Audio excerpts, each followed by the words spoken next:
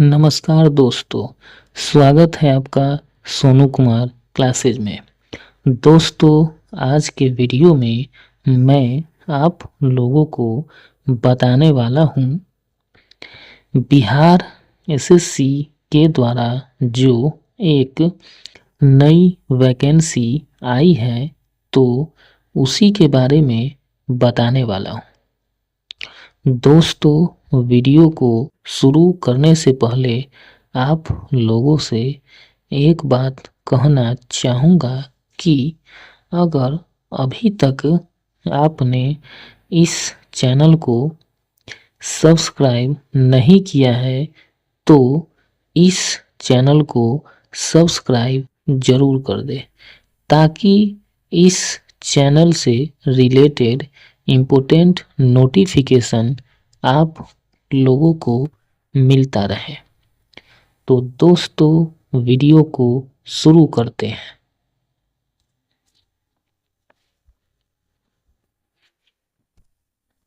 देखिए दोस्तों, आप लोग देख सकते हैं बिहार कर्मचारी चयन आयोग, ठीक है। तो इसी के द्वारा जो है सो वैकेंसी जारी की गई है, ठीक है। देखिए, आशु लिपिक या आशु टंकक ग्रेड 3 के पदों पर नियुक्ति हेतु आयोजित की जाने वाली प्रतियोगिता परीक्षा का विज्ञापन, ठीक है। देखिए दोस्तों, ये वैकेंसी जो जारी की गई है तो इसमें जो पोस्ट है दोस्तों वो है आशु लिपिक या आशु टंकक ग्रेड 3, ठीक है। तो इसी पोस्ट के लिए दोस्तों ये वैकेंसी जारी की गई है, ठीक है, जिसका विज्ञापन संख्या है 7/2025, ठीक है। तो ये उसका विज्ञापन संख्या है।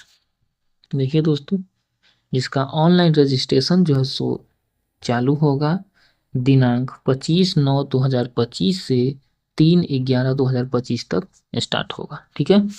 और ये जो वेबसाइट है bssc.bihar.gov.in, तो इसी के माध्यम से आप लोग ऑनलाइन अप्लाई कर सकते हैं, ठीक है।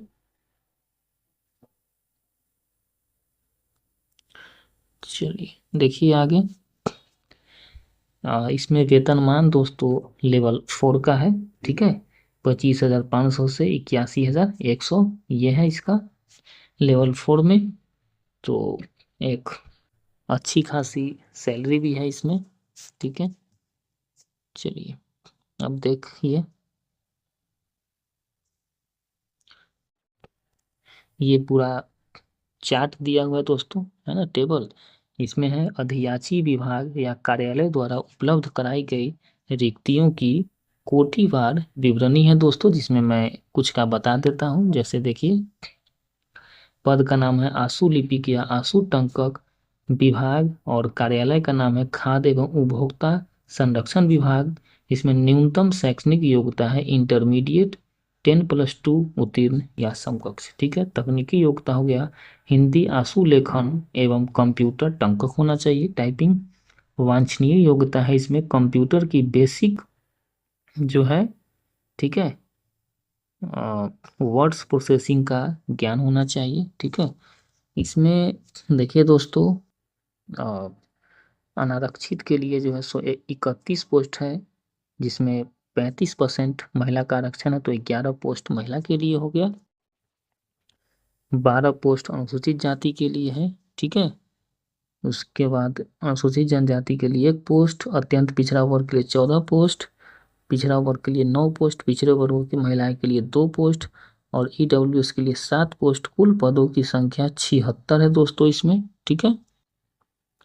इसमें स्वतंत्रता सेनानी के पोता पोती नाती नतनी के लिए 2 पद आरक्षित हैं और दिव्यांग के लिए VI में 1 पद, डी के लिए है 1 पद और OH के लिए है दोस्तों 1 पद इसमें आरक्षित है, ठीक है। तो इस तरह से आप लोग ये पूरा टेबल है, आप देख सकते हैं इसमें।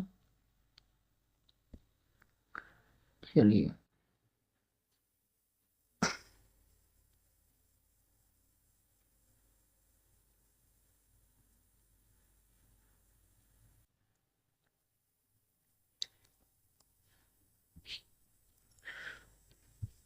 तो दोस्तों इस तरह से कुल पदों की संख्या है दोस्तों 432 पद है, ठीक है, जिसमें 73 पद महिला के लिए आरक्षित है, ठीक है।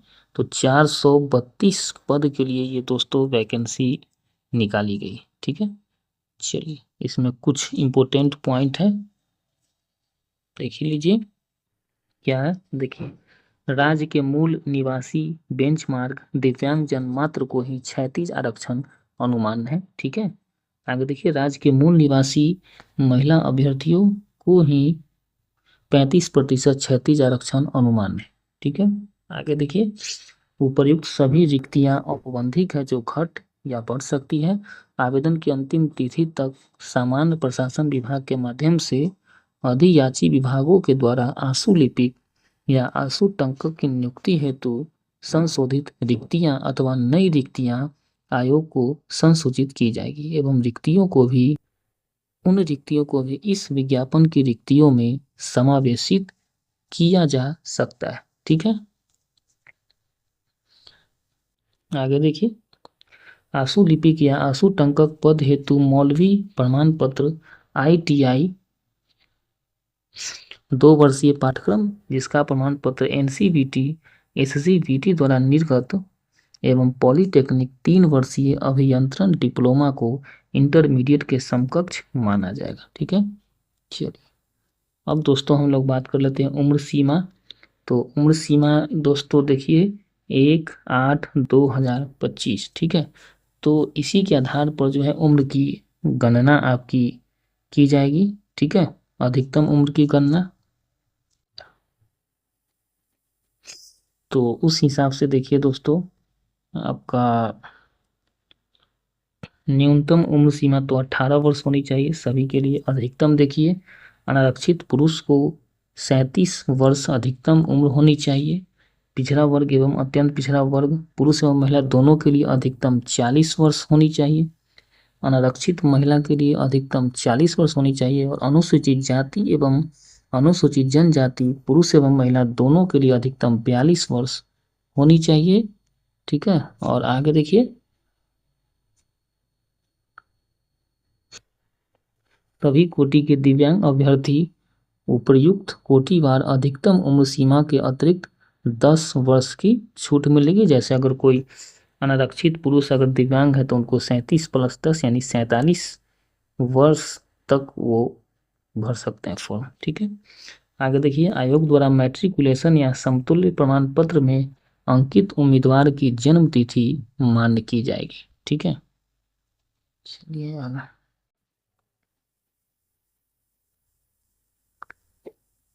ये पॉइंट देख लीजिए।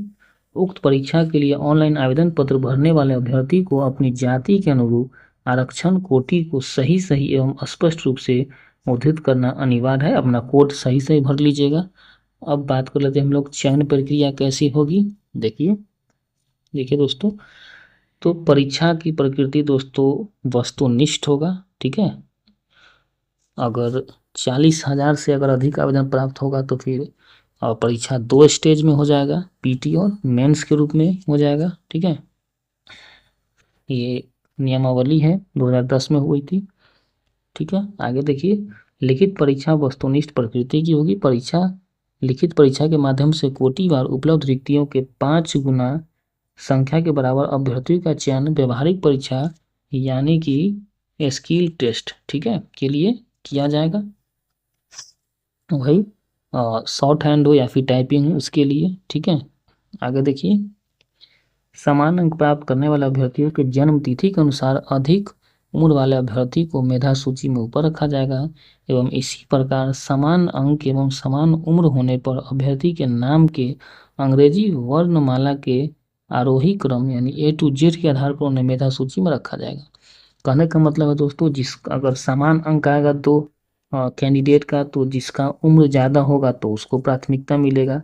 उम्र भी अगर मैच कर गया तो फिर जो उनका नाम होगा अंग्रेजी लेटर में जो उसके आरोही क्रम के अनुसार से उनको मेधा सूची में रखा जाएगा। जैसे किसी का नाम अगर अमोद है, किसी का नाम अगर प्रमोद है तो A पहले आता है तो अमोद को प्रीफरेंस मिल जाएगा इसमें। ठीक है, देखिए लिखित परीक्षा में एक पत्र सामान्य ज्ञान का होगा जिसके निम्नांकित विषय होंगे। ठीक है, देखिए सामान्य अध्ययन, सामान्य विज्ञान एवं गणित और मानसिक क्षमता जांच यानी कि रीजनिंग होगा दोस्तों। कुल प्रश्नों की संख्या 150 होगा। ठीक है, एक सही उत्तर के लिए 4 अंक मिलेंगे, गलत उत्तर दीजिएगा तो 1 अंक आपका कट जाएगा सही में से। ठीक है, टाइम टोटल मिलेगा आपको 2 घंटा 15 मिनट, है ना, 150 प्रश्न के लिए। ठीक है, चलिए सिलेबस देख लीजिए दोस्तों। सामान्य अध्ययन के लिए क्या क्या सिलेबस है ये देख लीजिए। देखिए इसमें प्रश्नों का उद्देश्य अभ्यर्थी के आसपास के वातावरण की सामान्य जानकारी तथा समाज में उनके अनुप्रयोग के संबंध में उसकी योग्यता की जांच करना होगा। वर्तमान घटनाओं और दिन प्रतिदिन की घटनाओं के सूक्ष्म अवलोकन तथा उनके प्रति वैज्ञानिक दृष्टिकोण जैसे मामलों की जानकारी संबंधी ऐसे प्रश्न भी शामिल किए जाएंगे जिनके बारे में जानकारी रखने की किसी भी शिक्षित व्यक्ति से अपेक्षा की जाती है। इसमें बिहार, भारत और इसके पड़ोसी देशों के संबंध में विशेष रूप से प्रश्न पूछे जा सकते हैं। ठीक है, चलिए आगे देखिए।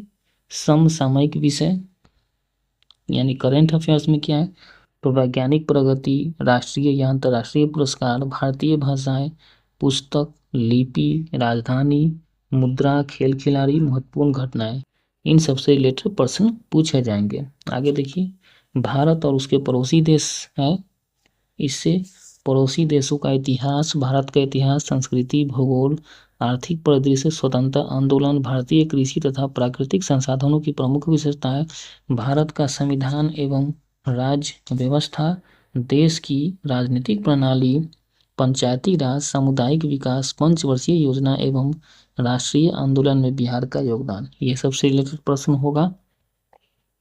आगे देखिए दोस्तों, सामान्य विज्ञान एवं गणित से क्या क्या प्रश्न आएगा, तो इसमें सामान्यतः मैट्रिक स्तर के निम्न विषय से प्रश्न पूछे जा सकते हैं। ठीक है, देखिए सामान्य विज्ञान में क्या है, तो भौतिक शास्त्र, रसायन शास्त्र, जीव विज्ञान, भूगोल एवं कंप्यूटर के बेसिक यानी कि वर्ड्स प्रोसेसिंग के ज्ञान से संबंधित मौलिक प्रश्न पूछे जाएंगे। गणित में देखिए संख्या पद्धति से संबंधित प्रश्न, पूर्ण संख्याओं का अभिकलन, दशमलव और भिन्न संख्याओं के बीच परस्पर संबंध, मूलभूत अंक, गणितीय संक्रियाएं, प्रतिशत, अनुपात तथा समानुपात, औसत, ब्याज एवं लाभ और हानि से रिलेटेड प्रश्न पूछे जाएंगे। ठीक है दोस्तों, और रीजनिंग में दोस्तों जो प्रश्न पूछे जाते हैं जनरल कंपटीशन में, वो सब यही सब इसमें रहेगा। ठीक है, बाकी जो आपका स्किल टेस्ट होगा, शॉर्ट हैंड हो या फिर टाइपिंग हो, तो उसके लिए ये व्यवहारिक जांच परीक्षा होगा दोस्तों। ठीक है, देखिए क्या करा है, आंसू लेखन जांच परीक्षा में हिंदी एवं अंग्रेजी श्रुति लेखन हेतु 80 शब्द प्रति मिनट की गति से कुल 320 शब्दों को 4 मिनट 1 मिनट अतिरिक्त समय प्रारंभ में लेखापन जांच डिटेक्शन लेखा की अवधि में उपलब्ध कराए गए नोटबुक में संकेत लिपि में लिखना आवश्यक होगा। ठीक है, निर्धारित श्रुति लेखन के बाद 2 मिनट अतिरिक्त समय शुद्धि हेतु देय होगा। ठीक है, श्रुति लिखित लेखांश के टंकन हेतु कुल 20 मिनट मिलेगा आपको। ठीक है, टंकन जांच परीक्षा अंग्रेजी और हिंदी कंप्यूटर पर ली जाएगी। ठीक है, जो भी टाइपिंग टेस्ट होगा आपका दोस्तों, हिंदी टाइपिंग टेस्ट, तो वो मंगल फॉन्ट इन रिमिंगटन गेल कीबोर्ड लेआउट का प्रयोग किया जाएगा। ठीक है, देखिए हिंदी टंकन जांच परीक्षा में अभ्यर्थी को 30 शब्द प्रति मिनट की गति से 300 शब्दों को 10 मिनट में टंकित करना अनिवार्य होगा आपको। ठीक है, अंग्रेजी टंकन जांच परीक्षा में आपको UTF-8 under English US keyboard layout का प्रयोग आपको करना होगा। अंग्रेजी टंकन जांच परीक्षा में 30 शब्द प्रति मिनट की गति से 10 मिनट में कुल 300 शब्दों को आपको टाइपिंग करना होगा दोस्तों। ठीक है, देखिए अभ्यर्थी टाइपिंग की शुरुआत के दौरान उपयुक्त कीबोर्ड लेआउट का चयन कर ले। टाइपिंग के दौरान कीबोर्ड लेआउट बदलने से अभ्यर्थी द्वारा टाइप की गई सामग्री मिट सकती है। ठीक है, ये सब ध्यान दीजिएगा आप। आगे देखिए, व्यवहारिक जांच परीक्षा में सफल होने के लिए श्रुति लेखन गति में 10% एवं टंकन में 1.5% से अधिक अशुद्धि मान नहीं होगा। ठीक है, तो ये सब ध्यान दीजिएगा। आगे कुछ नोट देख लीजिए। लिखित परीक्षा के बाद व्यवहारिक परीक्षा हेतु तो विस्तृत सूचना प्रकाशित की जाएगी एवं प्रकाशित सूचना के आलोक में ही व्यवहारिक परीक्षा का आयोजन किया जाएगा। आगे देखिए, व्यवहारिक परीक्षा से पूर्व अभ्यर्थियों से विभाग कार्यालयों की प्राथमिकता प्राप्त की जाएगी। ठीक है, देखिए दोस्तों, क्वालिफाइंग मार्क्स, इस एग्जाम को सबसे पहले आपको क्वालिफाई करना होगा, उसके बाद ही कट ऑफ पार करना होगा। देखिए क्या नंबर लाना होगा आपको, तो अनारक्षित वर्ग को कम से कम क्वालिफाई करने के लिए 40% अंक लाना होगा। ठीक है, जैसे 150 प्रश्न है दोस्तों, एक प्रश्न के लिए 4 अंक है, यानी कि 600 है। ठीक है, तो 624 यानी कम से कम उनको 240 अंक लाने होंगे। ठीक है, पिछड़ा वर्ग को 36.5% अंक लाने होंगे, अति पिछड़ा वर्ग को 34% अंक लाने होंगे, अनुसूचित जाति जनजाति को 32% अंक लाने होंगे, महिला वर्ग को 32% अंक लाने होंगे, दिव्यांग सभी वर्ग को कम से कम 32% अंक लाने होंगे क्वालिफाई करने के लिए। अब बात कर लेते हैं हम लोग परीक्षा शुल्क, तो इसमें परीक्षा शुल्क सभी के लिए 100 रुपया मात्र दे है। ठीक है, अब बात कर लेते हैं हम लोग आरक्षण पर। तो आरक्षण में दोस्तों सीधा से समझ जाइए आप लोग कि सिर्फ बिहार के अस्थाई निवासी को ही आरक्षण का लाभ मिलेगा। अगर कोई विवाहित महिला है तो अगर उनका मायके अगर बिहार में है तो ही उनको आरक्षण का लाभ मिलेगा, क्योंकि उनका जो भी डॉक्यूमेंट बनेगा दोस्तों, तो वो उनके पिता के नाम से और पिता के पता से बनेगा, न कि उनके पति के नाम से और पति के पता से बनेगा। ठीक है, ये ध्यान दीजिएगा आप लोग। और जाति प्रमाण पत्र और निवास प्रमाण पत्र ये सब आपको लगेगा अगर आप अनुसूचित जाति एवं अनुसूचित जनजाति के उम्मीदवार हैं तो। ठीक है, अगर आप ओबीसी हैं तो आपको जो है ये क्रीमी लेयर रहित प्रमाण पत्र आपको लगेगा। ठीक है, ईडब्ल्यूएस लगेगा, जो ईडब्ल्यूएस के कैंडिडेट हैं। ठीक है, ये सब लगेगा।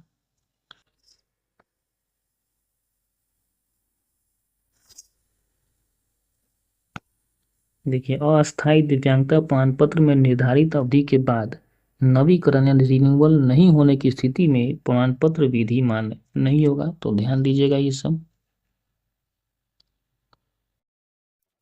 एक चीज ध्यान दीजिए, देखिए,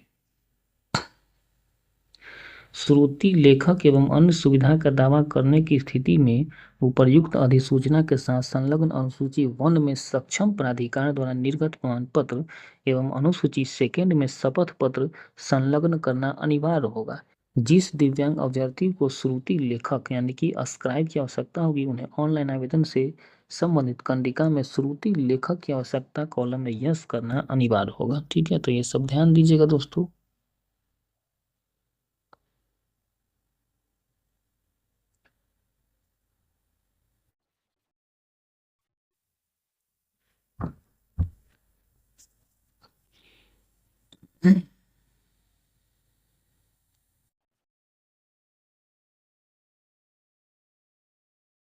देखिए, विवाहित महिला के पक्ष में आय एवं परिसंपत्ति प्रमाण पत्र अभ्यर्थी के पति के साथ रहने की स्थिति में उनके पति के अस्थायी निवास अंचल से निर्गत होगा, परंतु इस विवाहित महिला का अपने पिता के निवास के आधार पर निर्गत आवास प्रमाण पत्र प्रस्तुत करना आवश्यक होगा, जिससे स्पष्ट हो जाए कि विवेचित विवाहित महिला बिहार राज्य की मूल निवासी है।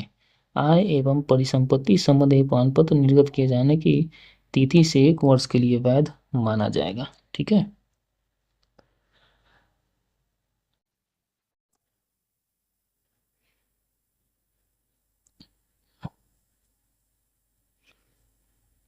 एक चीज़ ध्यान दीजिएगा दोस्तों, आपका जो भी डॉक्यूमेंट होगा वो ऑनलाइन करने की जो अंतिम तिथि है उस तिथि तक का ही होना चाहिए, उसके बाद का नहीं होना चाहिए। ठीक है, तो ये सब ध्यान दीजिएगा।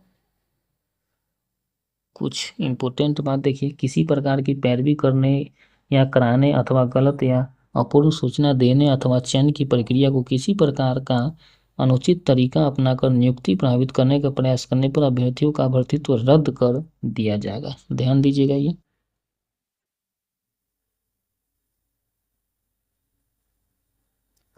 अब बात कर लेते हैं दोस्तों, ऑनलाइन आवेदन पत्र भरने का अंतिम तिथि क्या है, ये सब देखिए। तो ऑनलाइन आवेदन प्रारंभ करने की तिथि है दोस्तों 25/9/2025। ठीक है, ऑनलाइन आवेदन प्रारंभ करने की तिथि है दोस्तों 25/9/2025। परीक्षा शुल्क जमा करने की अंतिम तिथि है दोस्तों 3/11/2025। परीक्षा शुल्क जमा करने की अंतिम तिथि है दोस्तों 3/11/2025।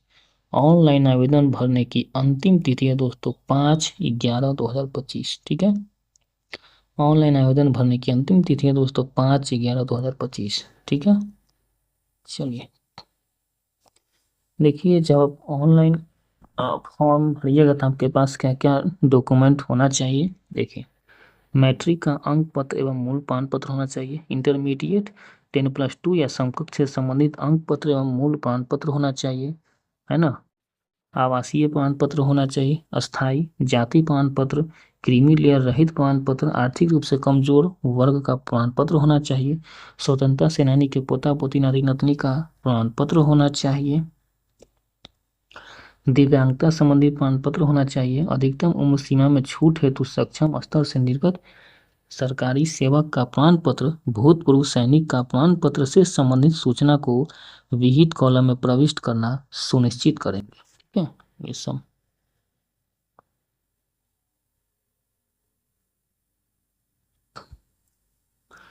अंतिम तिथि दोस्तों मैं बता ही दिया हूँ, है ना। 25/9/2025 से 5/11/2025 की रात्रि 11:59 तक आप भर सकते हैं। आयोग की वेबसाइट bssc.bihar.gov.in पर आप भर सकते हैं। ठीक है, इसका प्रिंट आउट आयोग के कार्यालय में भेजने की कोई आवश्यकता नहीं है।